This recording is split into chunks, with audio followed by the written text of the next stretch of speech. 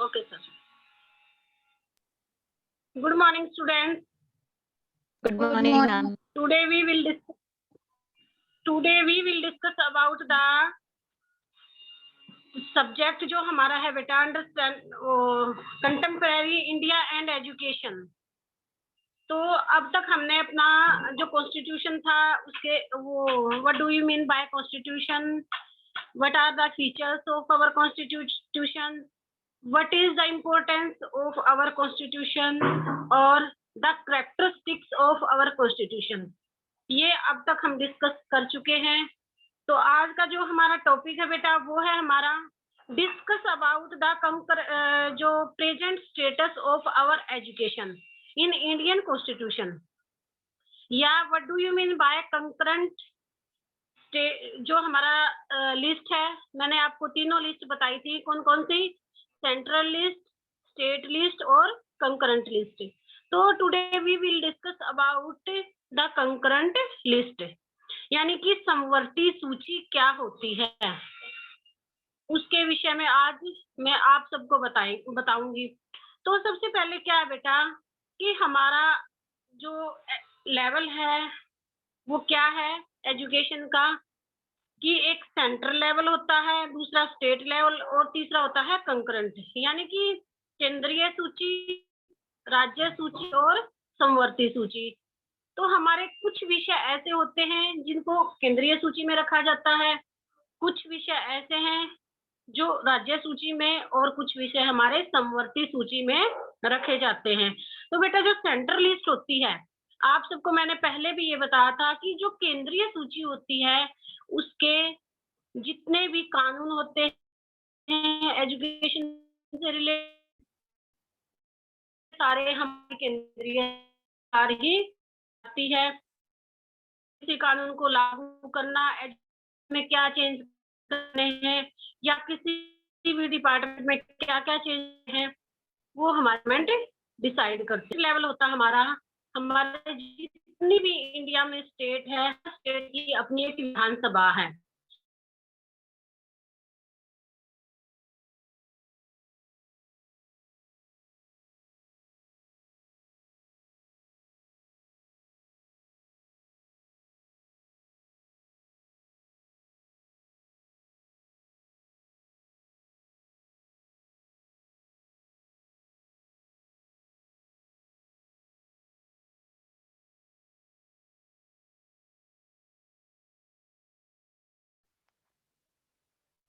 तो जो हमारी स्टेट गवर्नमेंट है बेटा, उसमें हमारे जितने भी स्टेट से रिलेटेड जो डिसीजन होते हैं वो विधानसभा में सबसे पहले एक कानून पास किया जाता है, और उस कानून के तहत ही हम अपने सारे के सारे जो नियम होते हैं, कानून होते हैं, उसको फॉलो करते हुए हम अपने डिसीजन लेते हैं और उनको हम लागू करते हैं।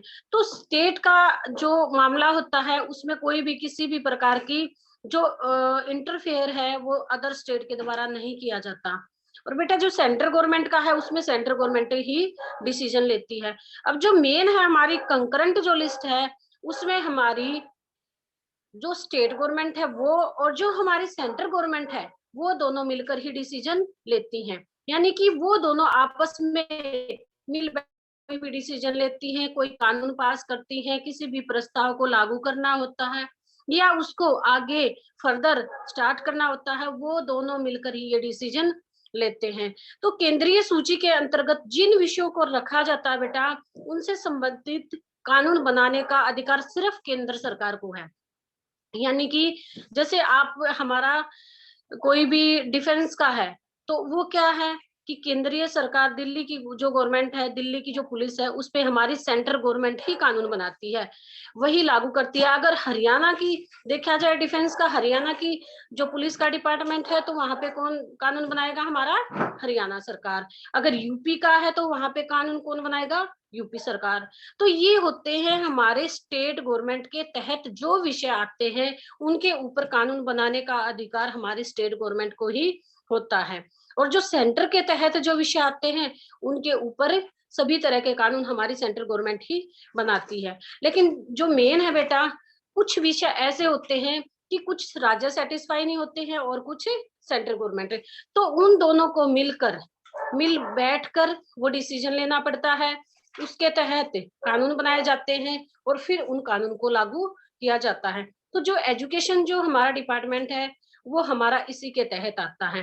पहले जो एजुकेशन डिपार्टमेंट था वो हमारा स्टेट गवर्नमेंट के तहत और सेंट्रल गवर्नमेंट के तहत ही रखा गया, लेकिन बाद में ये चेंज किया गया और इसके विषय में सभी कानून हमारी जो केंद्रीय सरकार और राज्य सरकार है वो मिल बैठकर ही इसके तहत कानून बनाएंगी। जो एजुकेशन पॉलिसी हमारी पास होती है उन सब में स्टेट और सेंट्रल गवर्नमेंट दोनों का अहम भूमिका होती है। तो बेटा जो कुछ संस्थाएं हमारे बिफोर इंडिपेंडेंस था, तो हमारी कुछ एजुकेशन जो संस्थाएं थी उसके तहत ही संस्थापित हुई थी। जो फर्स्ट है, सेंट्रल लिस्ट में कौन कौन आते हैं कि जब बिफोर 1947 बिफोर इंडिपेंडेंट, जैसे हमारा BHU है, बनारस हिंदू यूनिवर्सिटी, और सेकंड है हमारा AMU यानी कि अलीगढ़ मुस्लिम यूनिवर्सिटी, और थर्ड है हमारा DU यानी कि दिल्ली यूनिवर्सिटी। ये बेटा तीनों के तीनों हमारे बिफोर इंडिपेंडेंस इनको स्टेबलाइज किया गया था। किसके तहत? सेंट्रल गवर्नमेंट के तहत, यानी कि केंद्रीय सरकार ने एक प्रस्ताव पारित किया गया था और 1858 के अराउंड ऑफ इन तीनों को स्टेबलाइज किया था।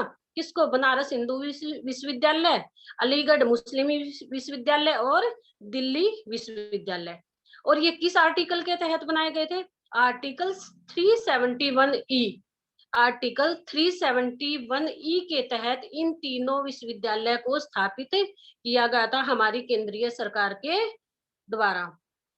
तो ये भी आपका एक जो जीके का क्वेश्चन बनता है कि जो हमारी अलीगढ़ मुस्लिम यूनिवर्सिटी है वो किस आर्टिकल के तहत स्थापित की गई थी? Article 371E। क्योंकि बेटा जो हमारे आर्टिकल हैं उनमें जैसे 371 है तो उसमें 371A, 371B, 371C, 371D, 371E, तो जो हमारा E वाला जो भाग है उसके तहत ये कानून बना गया और हमारा अलीगढ़ मुस्लिम विश्वविद्यालय अलीगढ़ में जो अभी भी है उसको स्थापित किया गया।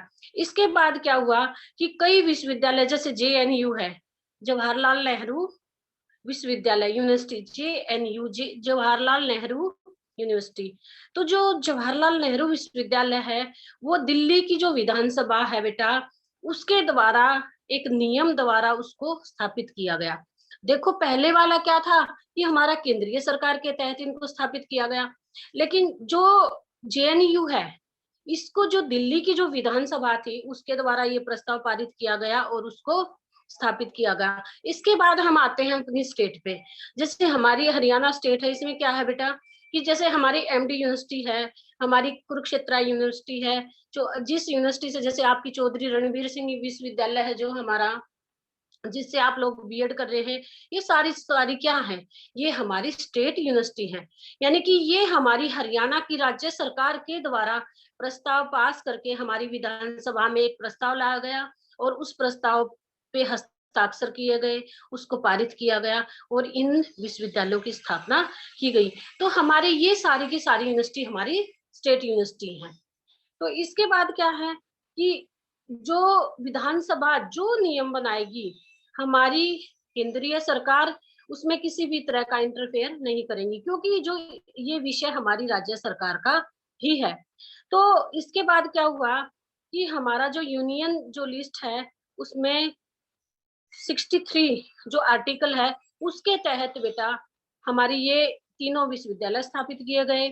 इसके बाद जो सभी वैज्ञानिक यानी कि जो साइंस है, टेक्नोलॉजी है, जितनी भी साइंस की यूनिवर्सिटी है, रिसर्च सेंटर है या टेक्निकल यूनिवर्सिटी है, वो भी राज्य सरकार के द्वारा ही कानून बनाकर स्थापित की गई।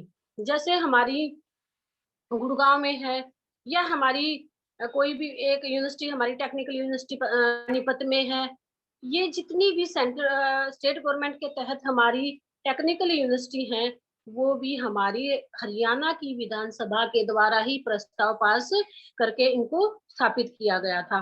तो विधानसभा द्वारा इन सभी के अंतर्गत जो हमारी इंफॉर्मेशन टेक्नोलॉजी इंस्टीट्यूट है यानी कि सूचना एवं तकनीकी संस्थाएं हैं वो भी हमारी विधानसभा द्वारा प्रस्ताव पारित करके ही स्थापित की गई।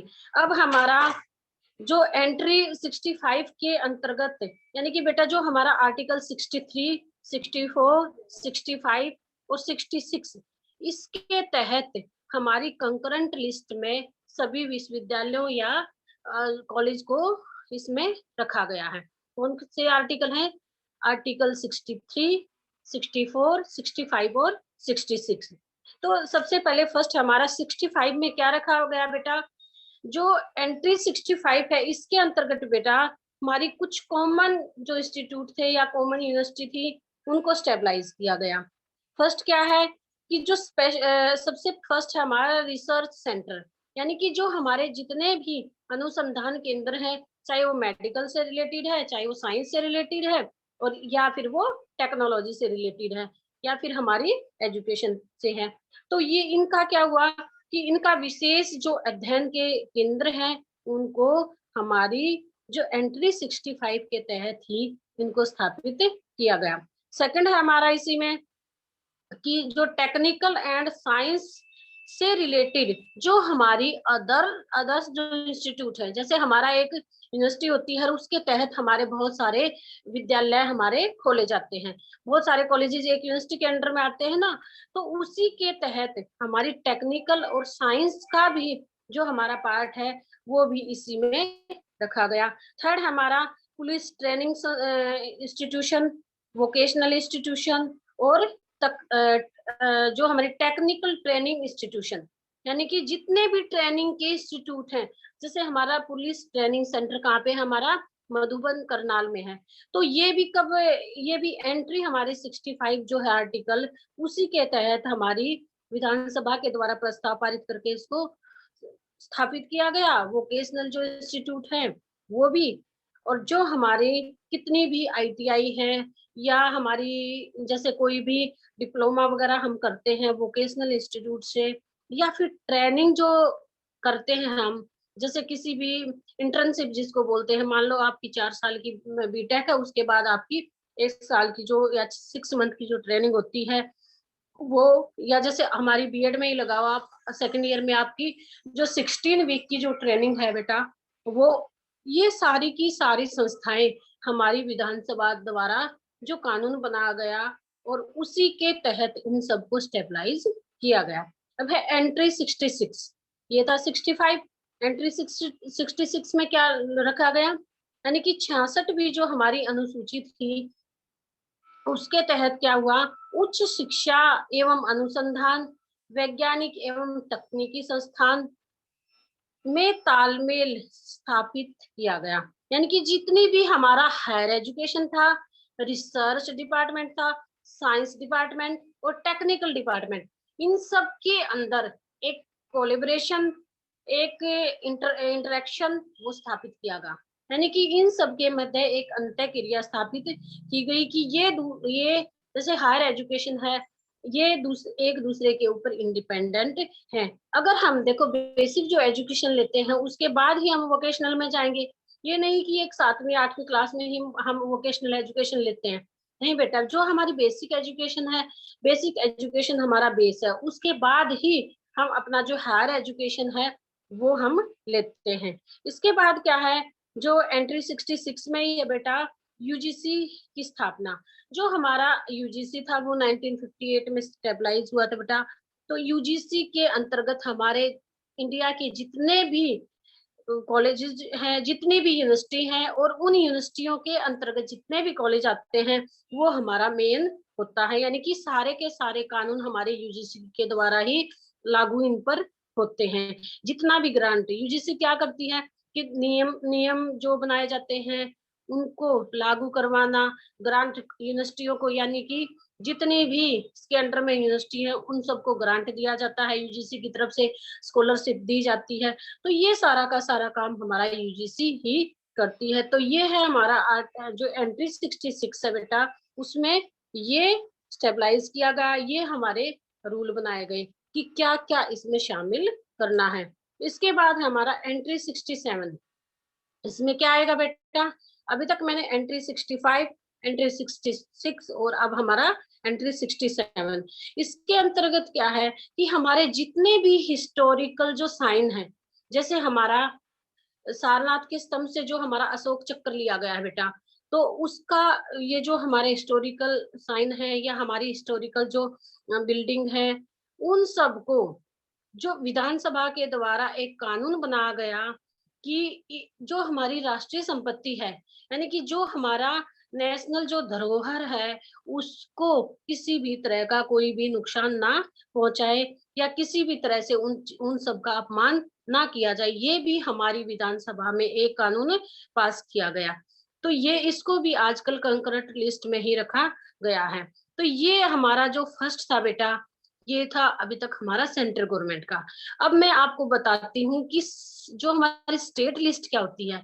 स्टेट लिस्ट में बेटा हमारी जितनी भी स्टेट से संबंधित जो हमारे कार्य होते हैं, जैसे हमारी एमडी यूनिवर्सिटी था, हमारी एमडी यूनिवर्सिटी में जो भी कानून बनाया जाता है, जो भी हमारा करिकुलम होता है, जो हमारी टीचिंग मेथड होते हैं, जो हमारा सिलेबस होता, सब कुछ हमारी एमडी यूनिवर्सिटी ही वो कानून बनाती है और बच्चों के ऊपर उन कानूनों को लागू किया जाता है, या यूनिवर्सिटी में उस करिकुलम को ही पढ़ाया जाएगा कि बच्चे का 4 ईयर का इंटीग्रेशन कोर्स है या 2 ईयर का है या 3 ईयर की हमारी यूजी या 2 ईयर की हमारी पीजी डिग्री है, उसमें कौन सा करिकुलम हमें पढ़ाना है। तो ये हमारा स्टेट गवर्नमेंट के तहत ही आता है, यानी कि राज्य सरकार। राज्य सरकार के में जितना भी, जैसे आपकी अभी है चौधरी रणवीर सिंह यूनिवर्सिटी है, यहाँ से हम बीएड अभी कर रहे हैं, तो उसमें क्या बेटा, इस यूनिवर्सिटी में हमारे कहीं के भी रूल फॉलो नहीं होंगे, सिर्फ और सिर्फ हमारे हरियाणा सरकार के द्वारा या हमारी जो हरियाणा गवर्नमेंट है, एक हमारी विधानसभा है, उसके तहत जो हमारे निर्णय लिए जाते हैं, जो प्रस्ताव पास किए जाते हैं, उनके तहत ही हमारा सारे के सारे कानून बनते हैं और हमारा करिकुलम की उसके अकॉर्डिंग ही डेवलप किया जाता है, उसी करिकुलम को फॉलो करते हुए बच्चों को पढ़ाया जाता है। तो ये था हमारा स्टेट, यानी कि हमारी स्टेट की अब जो हमारी रणवीर सिंह यूनिवर्सिटी है, क्या दूसरी स्टेट का कोई इंटरफेयर होगा? नहीं, किसी भी तरह का कोई इंटरफेयर उसमें नहीं होगा। इसके बाद है बेटा जो थर्ड लिस्ट हमारी कंकरेंट लिस्ट, ये एंट्री 25 में बेटा एजुकेशन, टेक्निकल एजुकेशन और बायोलॉजिकल एजुकेशन तथा हमारी यूनिवर्सिटी है, उन सबको मैंने पहले भी बताया था, जो हमारा आर्टिकल 63, 64, 65 और 66 के तहत ही हमारी वोकेशनल एजुकेशन को भी इसमें शामिल किया गया। आफ्टर 10th जो हमारा जो वोकेशनल कोर्स हम कर सकते हैं, वो भी बेटा इसी जो कंकरेंट लिस्ट है, इसी में हमारा रखा गया है। तो जो हमारी एंट्री 26 के अनुसार कानूनी चिकित्सा संबंधी, यानी कि हमारा मेडिकल से रिलेटेड जो रूल होते हैं, वो हमारे वोकेशनल से रिलेटेड है, वो उन सबको हमारे जो विश्वविद्यालय होते हैं, यानी कि हमारी जो यूनिवर्सिटी होती है बेटा, उसमें उन सब रूल को फॉलो किया जाता है। जैसे आपका हमारा जो मेडिकल कॉलेज है हमारे, जैसे रोहतक में है या हमारा गुड़गांव में है, वो कौन से है, वो हमारे स्टेट गवर्नमेंट के हैं, तो उनके कानून कौन बनाएगा? हमारी स्टेट गवर्नमेंट ही। और जो प्रस्ताव पास किए जाते हैं विधानसभा में, उन कानूनों के तहत ही हम मेडिकल की, चाहे हमारी मेडिकल की फीस है, चाहे हमारा करिकुलम है, चाहे हमारी टीचिंग मेथड है, या फिर चाहे हमारा बच्चों की ट्रेनिंग से रिलेटेड है कि आफ्टर 4 ईयर बच्चा कहाँ पे अपने इंटर्नशिप करता है, वो सारी की सारी चीजें पहले ही डिसाइड कर ली जाती हैं और उनके तहत ही, उनको फॉलो करते हुए ही बच्चा अपने मेडिकल डिपार्टमेंट में जाता है। इसके बाद क्या है कि हमारी वोकेशनल एजुकेशन, जैसे आपका बीएड कोर्स क्या है, ये भी तो एक वोकेशनल कोर्स है बेटा, इसमें भी ट्रेनिंग दी जाती है आप लोगों को। अगर आप आईटीआई वगैरह में जाते हैं, तो वहां पे क्या है, वहां भी आपको, चाहे वो कटिंग टेलरिंग है या आपका कंप्यूटर से रिलेटेड है, इंफॉर्मेशन टेक्नोलॉजी से है, तो वो सारे के सारे उसमें क्या है कि आप लोगों को वो ट्रेनिंग दी जाती है और आप उसी के तहत अपनी जो फर्दर स्टडी है वो करते हैं। तो ये सारी की सारी चीजें हमारी जो केंद्र सरकार है और जो राज्य सरकार है, वो दोनों मिल बैठकर ही डिसीजन लेते हैं। जैसे पहले क्या था बेटा, हमारा जो सर्व शिक्षा अभियान था, एसएस से, तो वो जब लागू किया गया तो उसमें क्या किया गया था कि कोई भी ये सेंटर के तहत या स्टेट गवर्नमेंट के तहत ये नहीं लागू किया गया था। ये क्या किया, ये भी हमारी दोनों जो सरकारें थी उसके तहत ही ये एक डिसीजन लिया गया, प्रस्ताव पारित किया गया और उसके बाद इसको लागू किया गया। तो सर्व शिक्षा अभियान जब लागू हुआ तो केंद्र सरकार के पास या कोई भी राज्य सरकार है उसके पास इतना बजट नहीं था कि वो पूरा का पूरा इसको लागू कर सके। तो ये डिसाइड किया गया था कि स्टार्टिंग में 75% जो फंड है वो हमारी सेंट्रल गवर्नमेंट पे करेगी और उसके बाद जो 25% जो फंड है वो हमारी राज्य सरकारें पे करेंगी। तो इसके तहत यानी कि ये एक जो अभियान था वो हमारा भारत सरकार का ही एक अभियान था। चाहे वो मिड डे मील लगाओ कि बच्चों को मिड डे मील प्रोवाइड करना है, या हमारा सर्व शिक्षा अभियान है, या फिर एजुकेशन फॉर ऑल है। तो इसमें कोई भी जो प्रस्ताव पास किया जाता है वो हमारी कंकरेंट लिस्ट के तहत ही पास किया जाता है। तो जब हमारा मिड डे मील भी लागू किया गया तो बेटा उस टाइम पर भी यही डिसीजन हुआ कि कुछ जो मनी है वो हमारी सेंट्रल गवर्नमेंट, जैसे 75 है या 65% है वो हमारी केंद्रीय सरकार राज्य सरकारों को देगी, और बाकी जो 25% है या 15% है वो हमारी राज्य सरकारें अपनी तरफ से करती हैं। तो इस तरह के जो जितने भी हमारे, चाहे वो बालिका एजुकेशन से है यानी कि गर्ल्स जो एजुकेशन है उससे रिलेटेड है, या एजुकेशन फॉर ऑल है, या फिर आरटी या हमारा या हमारा सर्व शिक्षा अभियान है, मिड डे मील है, इन सब में सारे के सारे कानून हमारी कंकरेंट लिस्ट के तहत ही पास किए जाते हैं। और इसमें शामिल कौन होते हैं, हमारी केंद्रीय सरकार और राज्य सरकार, यानी कि दोनों सरकारें मिल बैठकर प्रस्ताव पास करती हैं और उन प्रस्तावों को लागू किया जाता है। तो सबसे पहले में हमारे क्या होते हैं कि राष्ट्रीय हित, यानी कि जो हमारी सेंट्रल गवर्नमेंट है वो हमारी मेन है, यानी कि हमारे राष्ट्र के, हमारे केंद्र के जो हित होते हैं वो आते हैं। इसके बाद आते हैं बेटा स्थानीय हित, यानी हमारी जो स्थानीय सरकारें होती हैं जैसा कि राज्य सरकारें, जो हमारे जो लोकल जो डिसीजन लिए जाते हैं वो भी हमारी राज्य सरकार के तहत ही लिए जाते हैं। कहाँ पे कौन सा विद्यालय बनाना है, कहाँ पे गर्ल्स एजुकेशन के लिए कोई स्कूल खोलना है, कोई कॉलेज खोलना है, या फिर जैसे अभी हरियाणा में कुछ गर्ल्स या वुमेन के लिए कॉलेजेस स्टेबलाइज किए गए हैं। तो ये 17 के करीब है बेटा, जो हमारी गर्ल्स के लिए कॉलेजेस अलग से कॉलेज स्थापित किए गए हैं।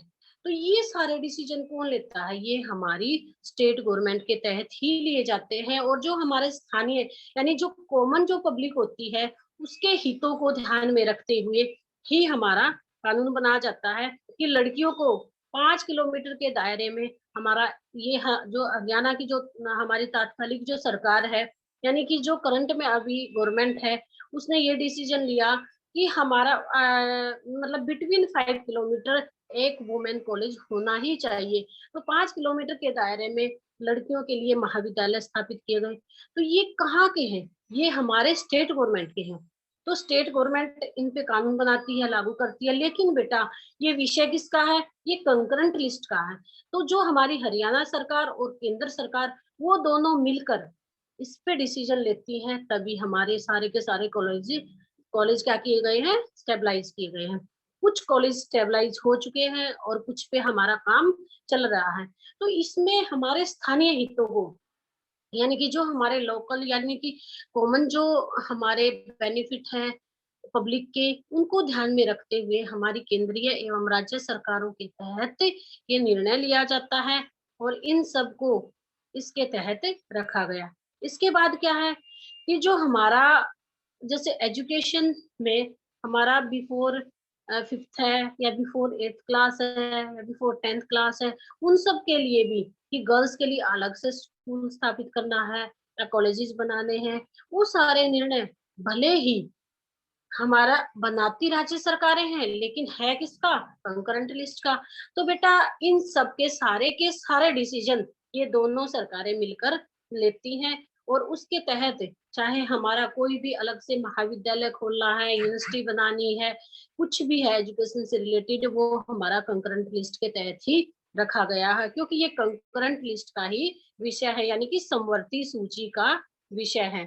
तो इससे क्या है कि कई बार क्या होता है कि जब ये विषय हमारा स्टेट गवर्नमेंट के तहत था, तो उसमें क्या हुआ कि बेटा कई बार स्टेट गवर्नमेंट के पास इतना फंड नहीं हो पाता है, तो इसलिए ये डिसाइड किया गया कि स्टेट गवर्नमेंट जो हमारी है वो केंद्र सरकार के तहत जो हमारी नीतियां हैं, जैसे अभी एजुकेशन नई एजुकेशन पॉलिसी हमारी आई है 20 वाली, तो उसमें क्या है कि वो एजुकेशन पॉलिसी हमारे पूरे होल इंडिया पे, यानी कि हमारे पूरे भारत सरकार के द्वारा वो पॉलिसी बनाई गई है और उसको पूरे भारत भारत में उसको लागू किया गया। ये नहीं कि हरियाणा गवर्नमेंट है तो यहाँ पे लागू नहीं होगा, यूपी गवर्नमेंट है वहां नहीं होगा, या आपकी बिहार गवर्नमेंट है वहां नहीं लागू होगा, क्योंकि बेटा ये एक जो हमारा नेशनल लेवल की पॉलिसी है, तो ये हर जगह समान रूप से इसको लागू किया गया है।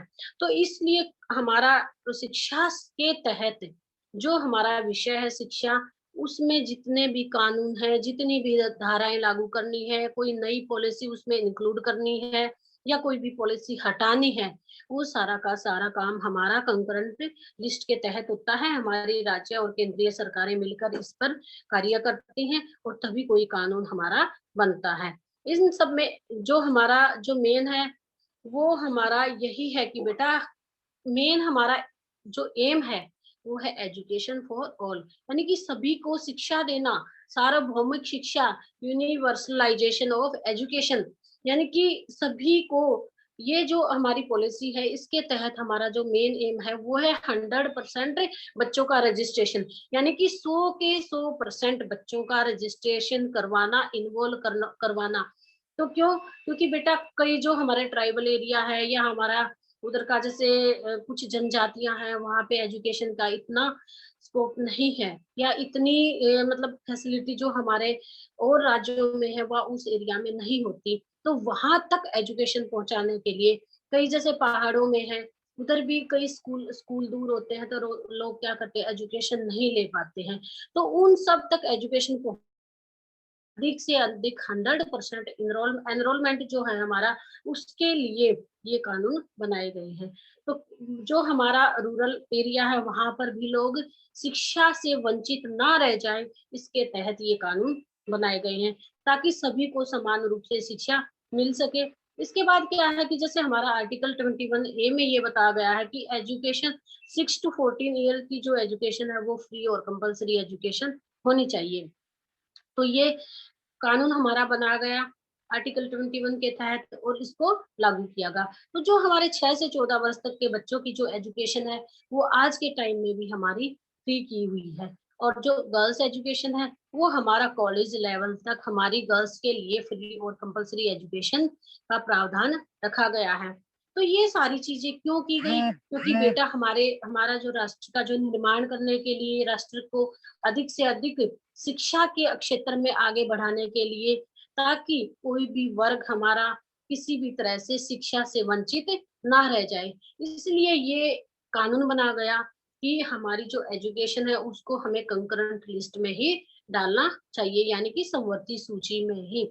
तो इसके लिए जैसे अभी क्या है बेटा, हमारा जो कोविड के तहत हर एरिया में इतना नेटवर्क नहीं था कि बच्चे जो ऑनलाइन एजुकेशन है वो ले सके, लेकिन इसके तहत भी हमारी सरकार ने बहुत कुछ ऐसे प्रावधान रखे गए कि बच्चों को वहां तक भी नेटवर्क का प्रोविजन किया जाए, बच्चों तक नेटवर्क पहुंचाया जाए, या स्कूलों में ही इस तरह से टीचर्स को या स्कूलों को एक पूरी तरह से ये आदेश दिए गए कि कोई भी बच्चा एजुकेशन से वंचित ना रहे। जैसे अभी क्या था कि कुछ स्कूलों में बच्चों की एजुकेशन यानी कि ऑनलाइन एजुकेशन नहीं हो पाई।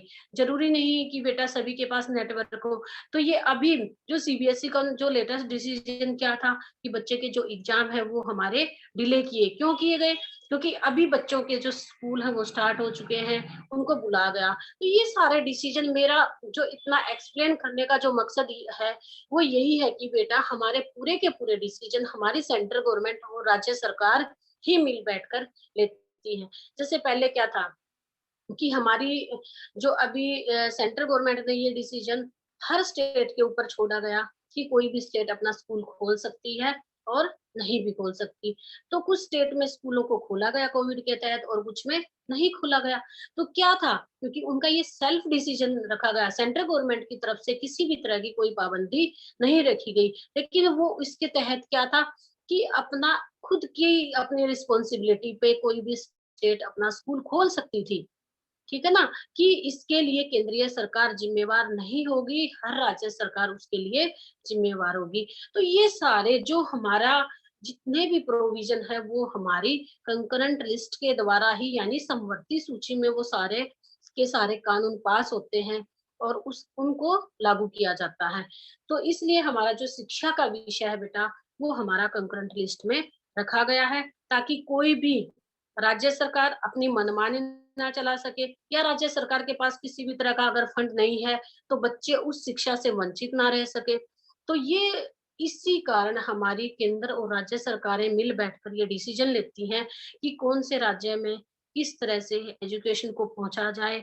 एजुकेशन फॉर जो ऑल है, उसका जो हमारा एम है, उसको कैसे अचीव किया जाए, यानी कि सबको शिक्षा किस तरह से प्रोवाइड की जाए। इसलिए हमारा जो विषय है वो हमारा यही समवर्ती सूची के तहत रखा गया।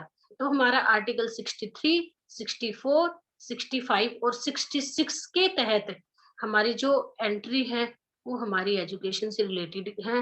कौन-कौन सी, चाहे वो हमारा रिसर्च एजुकेशन है, रिसर्च का डिपार्टमेंट है, या फिर हमारे टेक्निकल एजुकेशन है, हमारी जो जर्नल एजुकेशन है, या फिर हमारा कोई भी ट्रेनिंग सेंटर है, चाहे वो पुलिस ट्रेनिंग सेंटर है, या हमारा वोकेशनल ट्रेनिंग सेंटर है, या हमारा एजुकेशनल जो इंस्टीट्यूट है उनमें जो ट्रेनिंग सेंटर है, चाहे बच्चों के इंटर्नशिप के लिए है, वो सारी की सारी चीजें ही हमारी इन जो आर्टिकल्स हैं इसके तहत रखी गई हैं।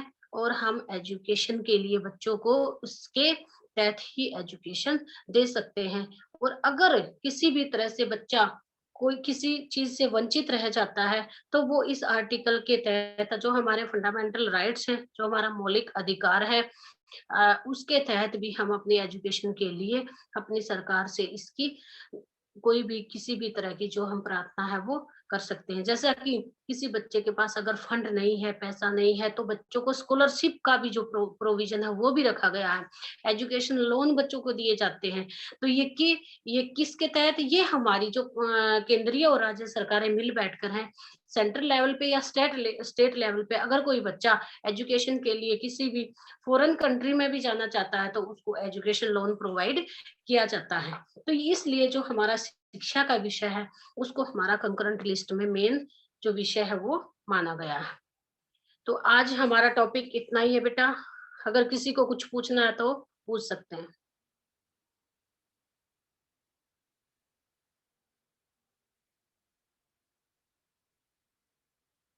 Yes students.